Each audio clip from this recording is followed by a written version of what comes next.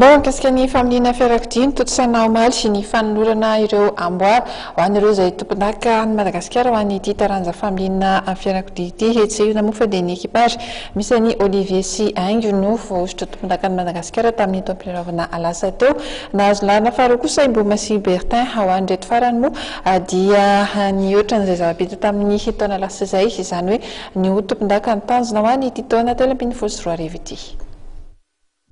Tena marina moa zany amin'ny ankapobeny a dia efa hita efa fantatro teo aloha hoe vita ny saison 2012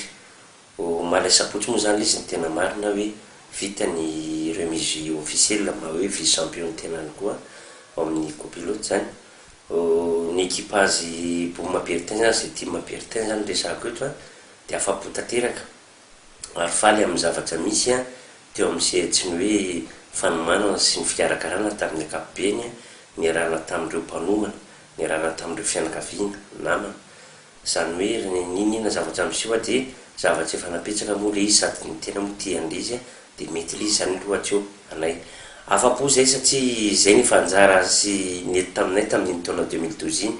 raha hiteny koa nefa ny hoe par rapport amin'ny Olivier dia teraina manokana izy ary zay moa no famporisiana foana ho an'ny sport hoe ny resy tsy akoraina ny mandresy tsy obiana ka ninina zavatra amin'izao dia ekena fa hoe zay ny vokatra azo a ezaka nao misimisy tsaratsara kokoa zay ny amin'ny taona ity ary mbola mivizeny championnat de Madagascar 2013 indray zany ny team Bertin amin'ny taona ity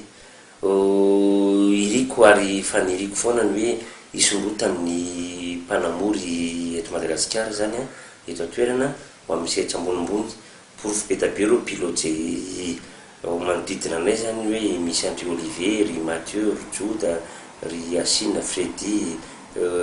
misy pilote hafa tsy hafenina tsy voatona anarana eto daholo famporisiana koa zany hoa arak'izay le teneniko izay foana ny tokony tanjony eo amin'ny sehatry ny sport satria plus sika manao vokatra tsara dia miezaka mbola manao tsara noho iny foana amin'izay zava-bita zay ny tena tanjona ka amin'ny fiainana amin'ny ankapobeny mihitsy no mila ohatr'izay amin'ny sehatra izay misy any tena fa tsy hoe misahana fotsiny amin'ny rally ka zay ny iverenako tsara le amin'ny rally hoe vizeny championnat 2012 indray zany zao any team Bertin zay nisy gestion kely tsy nety tamin'ny premier rally izy tsy nahazo an'le champion tsy maninona zany fa lesiko iny dia ho atsara iny ary lesiko atoko championnat 2013 zay hoatsehana amin'ity taona ity zany dia mavita aloha le izy aminay côté hoe fanomanana fa mbola manao antsoavo ny tenanay team Bertin hoe miantso ireo mpanona vonona iara-iasa mbola malalaka ny toerana raha ho an'izay anoana zany ary iriny zany fa mametoky ny team Bertin fa hivizeny championnat 2013 raha izay faharoa ny tena moa dia manana an'le préparateur Jean-Luc L'Enfant zay français izy avy any ivelany manaraka ny rally anay ety Madagasikara zay raha vao ialana-tsiny hoe raha vao tsy eo angamana izy dia sarotsarotra ho anay ny amin'ny tanany manso anankiray nefa na isananaty zany dia matoky zay sy manantena fa hoe mbola miaraka foana zay hatramin'izao dia mahafa-po ny fiarahana aminy zay sehatra zay indrindra no mahatonga anay hoe maninona no mivizy an'le championnat zay marina fa hoe rehefa no zavatra tsara dia aloha atsaraina hatramin'ny farany ka na mety na tsy mety vokatra tamin'ny taona tamin'ny 2012 dia mbola mametoky zay hiezaka no tsara tamin'ny 2012 zany ho an'ity 2013 ity zay ny tena tanjon'ny team Bertin.